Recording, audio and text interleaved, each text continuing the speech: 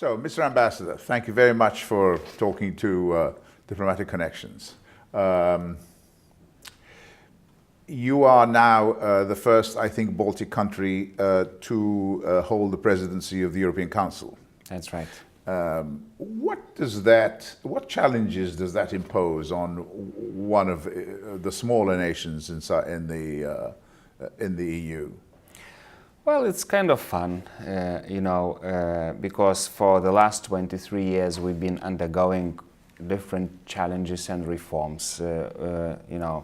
Just 9 years ago we acceded to European Union, and what does that mean? Well, I was coordinating that accession process as a diplomat from Brussels. We had 31 chapters, and it means we had 31 problems to fix in my country. So that was the ongoing effort. No stone was left unturned. And after we made this kind of transformation or revolution, if you want, this period is just a fun, I would say. We learned a lot, but the change that we did with ourselves, it's really dramatic. President Obama recently met Baltic leaders, and he said that we are regarded as really one of the most successful transformation examples in general for the last decades, from Soviet gray province and occupied territories to membership in elite clubs, and today we are one of the fastest growing EU economy, one of the most innovative, competitive. So of course it brings some new administrative challenges for the nation of 3 million to chair the organization of 500 million. It's something, but because the team is the same that was helping us to accede to European Union and maneuvering during all those changes, for us this period of 6 months is kind of, we saw it, but it's something new, but it's okay. Do you increase staff in embassies for this? Do you increase staff in Brussels for this? Well, do you increase staff in the ministry at home for this? Yes, especially in Brussels, it's a big increase. In ministry also they have some temporary increase, and all the line ministries. I would say it's mostly line ministries who are adjusting themselves, because we as diplomats, we've been maneuvering in those international arenas at least for 23 years.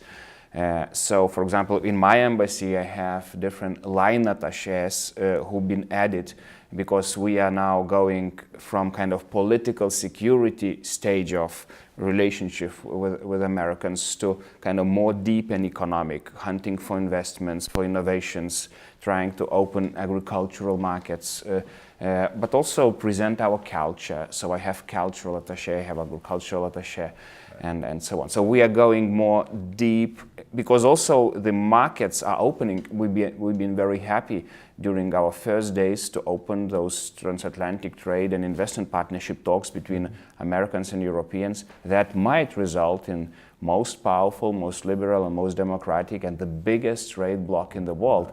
So we are already now preparing the ground, maneuvering in different states, trying to check the contacts, because I have 1 million of Lithuanians in America. It's 3 million in Lithuania. 1/4 of my tribe is here. So for us, this big opening, it's a big business opportunity. We are people with, you can say, 2 souls in our heads, American and kind of European. So this is our time that is coming. Where is this largest concentration of Lithuanians in this country? Well, we started in Pennsylvania. We have some counties in Pennsylvania, like Schuylkill County, that is called Little Lithuania, where you have maybe 1/3 of Lithuanians. So we started in 9th century in coal industry, mining, and then we moved to Chicago. Now it's about 500,000 in Chicago, and now slowly we are moving to the West Coast. We are getting rich and so on. So, but biggest center is Chicago.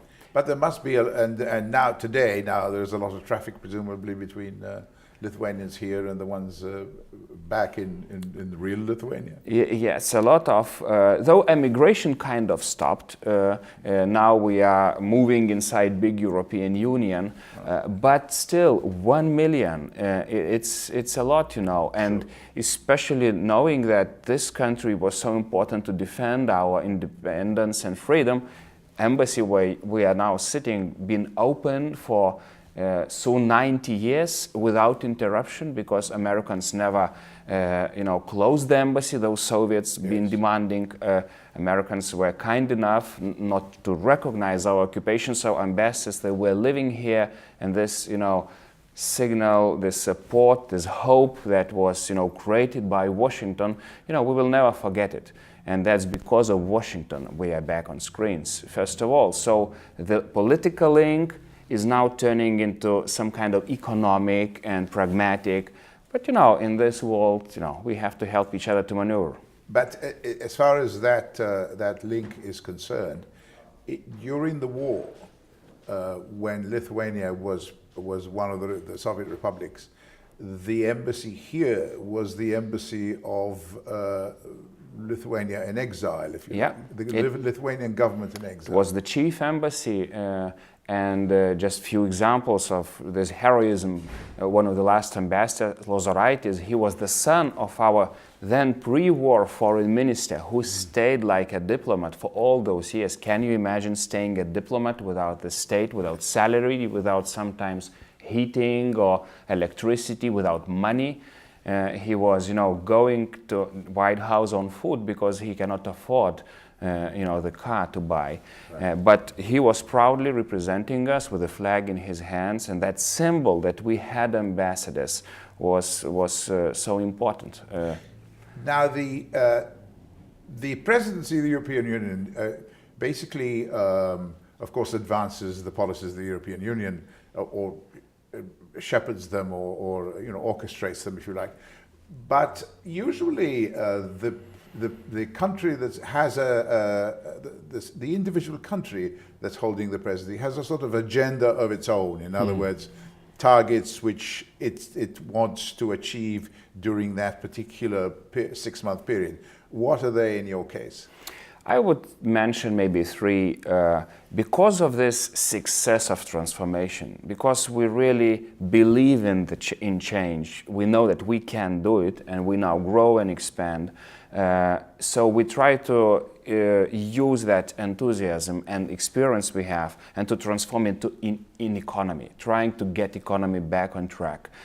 So we were very happy, by the way, hello Washington, to adopt the budget for 28 countries for 7-year period on the first days of Lithuanian presidency. So it's a big thing. We have now budget for 7 years. We are now doing the nitty-gritties, programming and so on. But also we're trying to strengthen the economic union from inside, banking union, also going digital, because we are very good with innovations. We have just 3 million people, and we have 5 million operating cell phones, for example. Internet speed is the biggest in the world. So we try to do everything possible to get the economy back on track. And also we believe in Eurozone and Euro.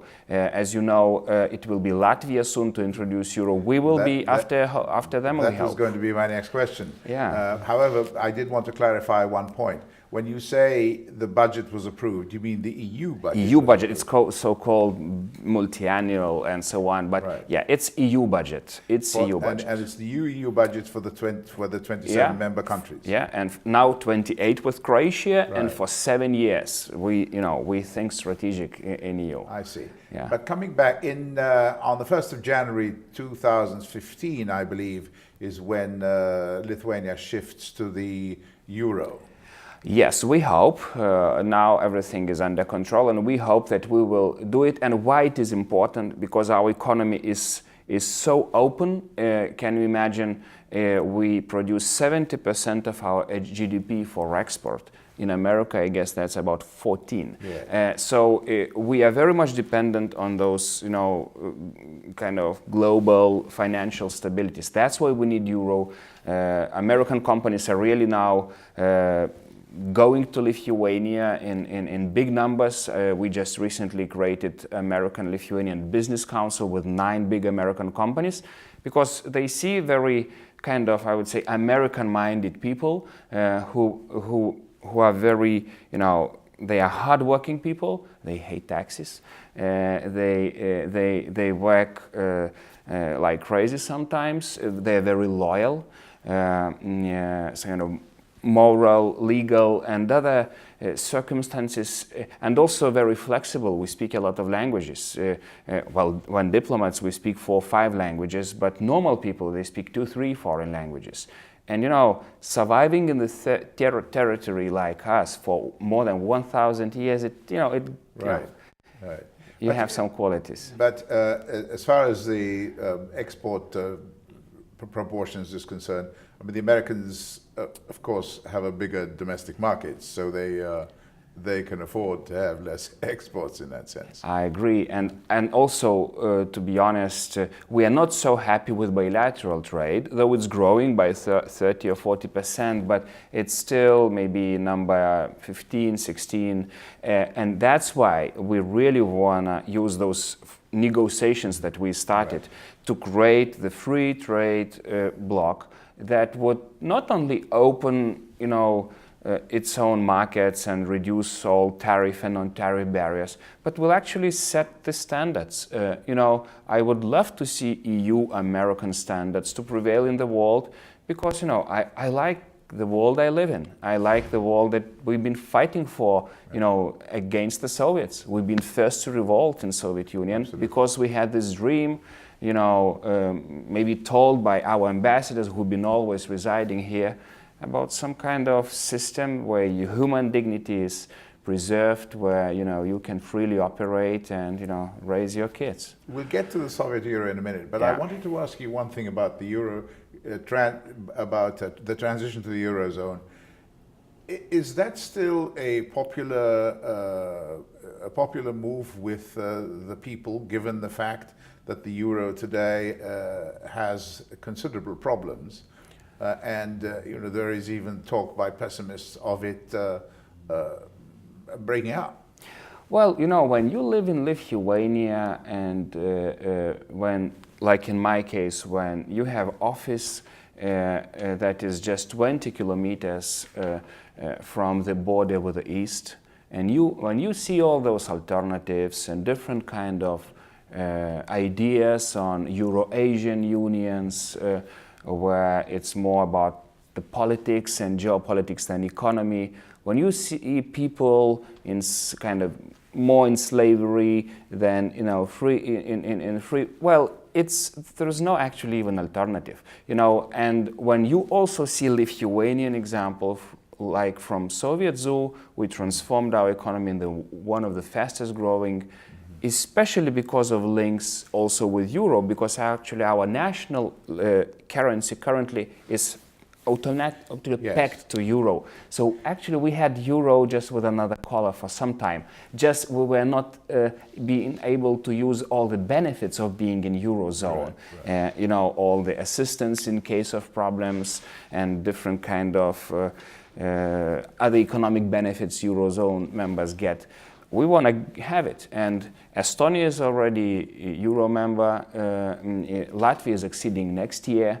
So, being the biggest economy of the Baltics, we don't want to use that possibility, because for investor, it also counts. Right. Financial stability, all the losses that you can get in changing the currency. We believe in euro. We believe in Europe. We like Americans, so maybe we're kind of unique, but. The economy. Let's talk a little about the economy. I mean, you have gone from an economic boom with I think a growth rate of about 8% to a slowdown recently. Where the growth rate is now about 3%. Your unemployment is up to 12.5%, which is actually higher than that of the EU in general. So what part of this, of course, is the impact of the global recession itself. That's right. I agree. On the other hand, there are internal problems which you're having to handle. There's been a long period of austerity. You've made some correctives to your education system, to your government system. What is the situation now? Yeah, look, I would say we should see everything in perspective. You know, I have some figures in my head that I always remember. You know, I was the one also to negotiate so-called Association of Free Trade Agreement with Europeans. It was 94, we signed it. From 94 till our accession to European Union in 2004, in 10 years, our GDP grew by 6 times. Then from 2004 till today, our GDP again doubled. So if you see that perspective and that benefits, those benefits that we've got because of membership in, you know, big Western clubs, it's dramatic. Yes, before crisis, we've been growing by up to 10% GDP each year for 10 years. It's, well, finally we overheated. And that was a good lesson. Yes, all three Baltics, because we've been very open economies, one of the freest in the world. Lithuania is 22nd freest economy in the world. We've been very hit by economic crisis because when you produce 70% for global markets, and when they collapse, of course, you know, your economy is collapsing. So it was dramatic impact up to 15–18% GDP. But what is very interesting, we had very wise prime ministers, I would say in all three Baltic states, who've been reacting even before the crisis was approaching. And before the crisis was approaching, we introduced very harsh austerity measures. You know, salaries were capped by 20–30%. It's you know, it's very difficult, kind of across the board cuts. What is interesting, 1 year after we did it, 1 year and a half, we started to rebound as one of the first. And already for 2–3 years, we are growing by 3 and 4%. Please find any other country in the European Union that grows by those numbers. So I would say those policies are, they've been wise.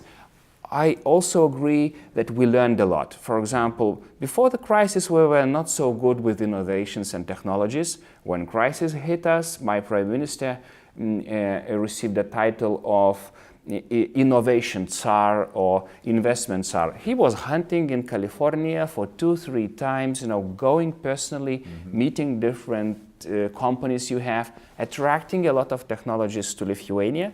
So I would say first lesson, technology, innovations, please, kind of future-oriented economy.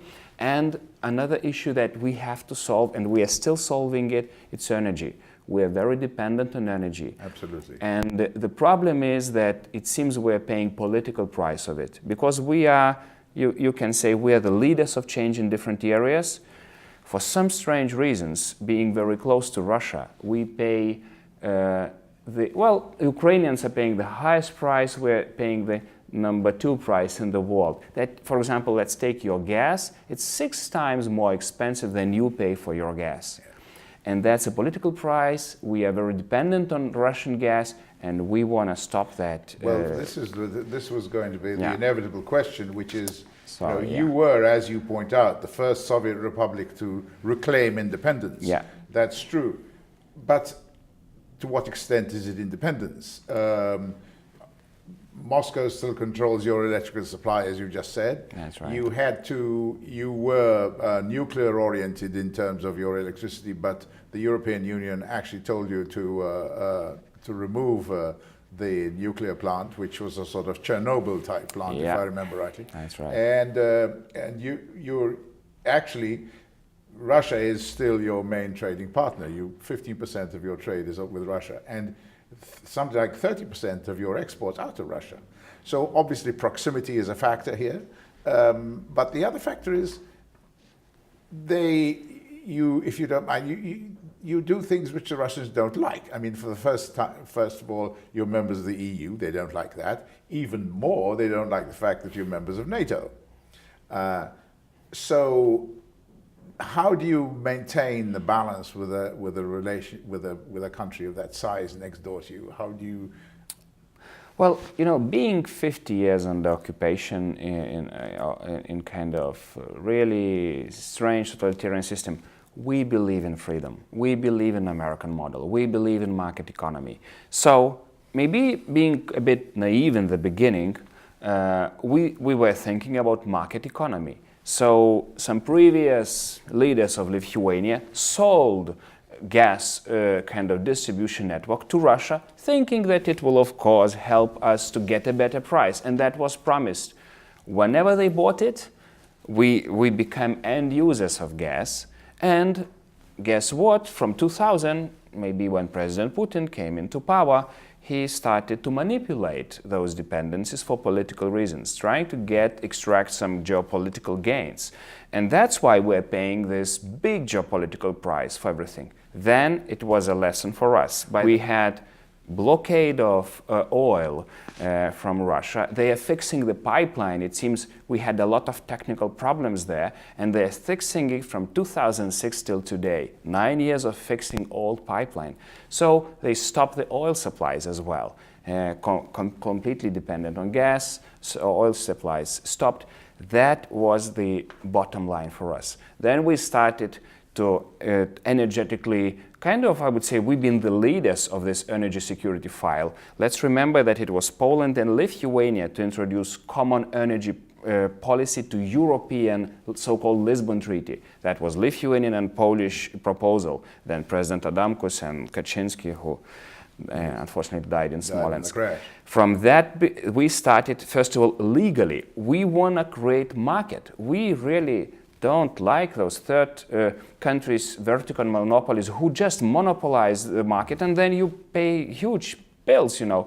So we say market, please. You know, let's kind of make a difference from supply and distribution. And now it's called unbundling.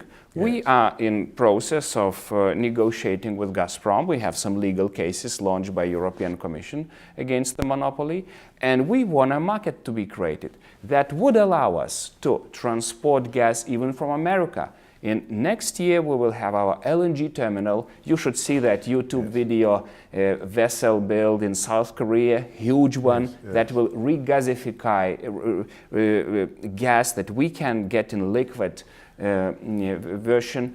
Even with kind of, if we are getting it, for example, from Louisiana, we count it with all possible costs. It will be maybe 30 or 40% cheaper than the Russian gas we are receiving right now. So we need your gas. We are very happy with the process that started. You know, the Congress is a little bit allowing those terminals to export your liquefied gas, because actually prices here are so low that sometimes it's not beneficial for industry to continue.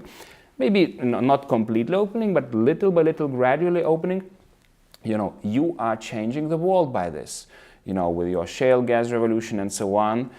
So we will have the possibility to import gas soon. We are building different connections of electricity bridges to Poland and Sweden, or a gas link to Poland. And guess what? It seems we have a shale gas. It's now the process of current negotiations between government and Chevron for kind of very interesting operation in Lithuania. Well, again, let's stay with the Russians for a while. You were telling me just before we started this interview that your generation was a generation that were teenagers when the shift came from being a Soviet republic to not being a Soviet republic. But now there is another generation, at least, that doesn't know anything about this past at all. And how do they feel about Russia? Good question. I would say, first of all, we feel sometimes I compare us with, like, I would say, post-Second World War generation. You know, I was the student with my wife standing in front of TV tower when Russian tanks, took the tower. Some of my friends from my own school died there. So I still remember that. But on the other hand, I was so lucky to be part of the process that would turn this negative into positive. And I believe in change. I think if we did it And I still remember being an adult reading the history books, and I thought, oh, that's impossible. We had a great empire. We've been the European Union of the Middle Ages for 500 years together with Poles, and now we are enslaved. Oh, that will never come true. But it happened. I did it. I was part of it. I truly believe that we should and we have to continue. The project of Europe whole and free has to continue. And talking about my sons, I have 4 sons. They've been all born in independent Lithuania. To be honest, they have no clue on Russia so much. They are like kids from Chicago. They are somewhere in internet world. They are learning Russian. I am asking, at least some of them to learn Russian, but for them that's an artificial project. They know French, they know English, they are learning Spanish. They are the citizen of some other world, the world that Russia should be part of, and for them, they will be just very open for Russia, I would say, to make the same.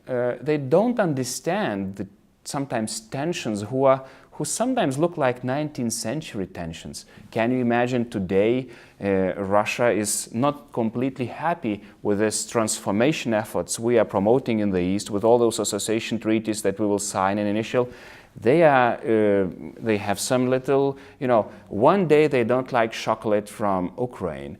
Next day they don't drink milk from Lithuania. Next evening they don't drink wine from Moldova. It's kind of childish, I would say. It's not, it harms us economically, and it harms simple Some of people. your trucks have been stuck at the Russian border in the customs of the Russian border for days, and that obviously is has a commercial impact, a negative commercial impact.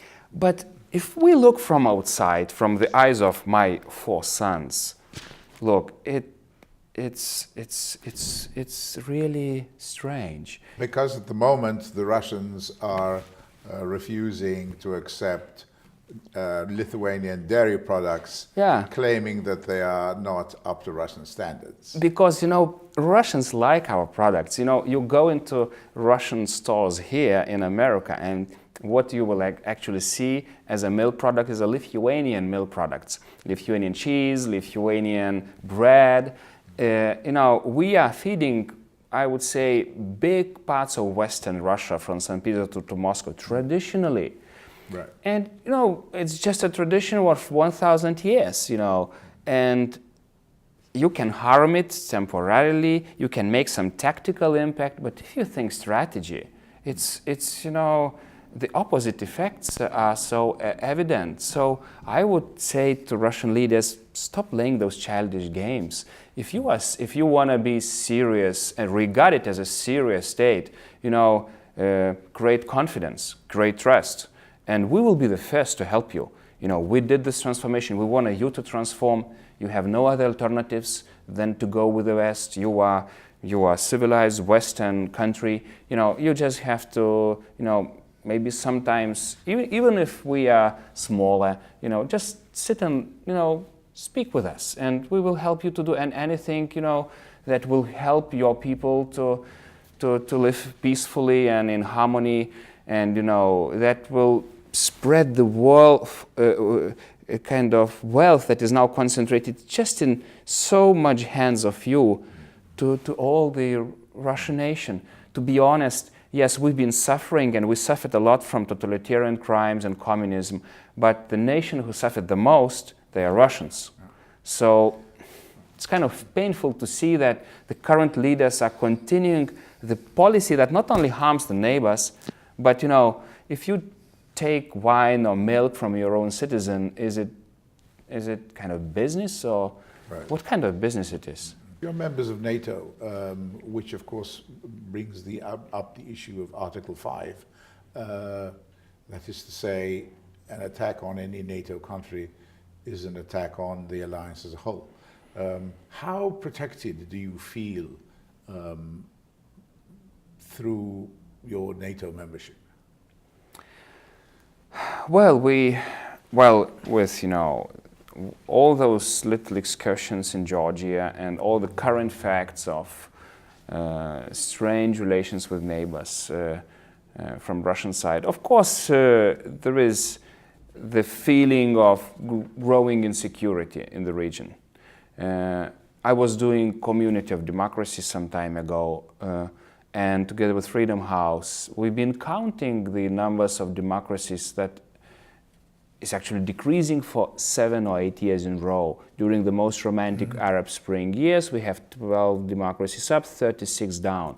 So we are kind of shrinking. Autocracies are on the march. So I would say we have to be very serious to defend what still we have.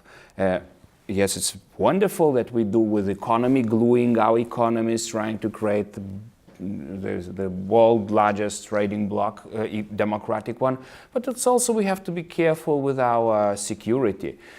Yes, we have to tackle all those new threats like cyber, like energy security, but we have to be also very careful with conventional threats as well. When you have, Russian and Belarusian military exercises just close to all the Baltic and Polish borders with very aggressive aims and with a scale that is beyond proportions and beyond, historic. We don't remember those kind of exercises for the last 20 years. It makes you think. So that's why, of course, we understand so much all those budgetary debates that we watch every day in Washington. But, Washington and Americans, they shouldn't forget that you are the leader of the democratic world. Mr. Ambassador, thank you very much for speaking to Diplomatic Connections. Thank you so much for coming to the second oldest embassy in Washington, D.C., and you are always welcome.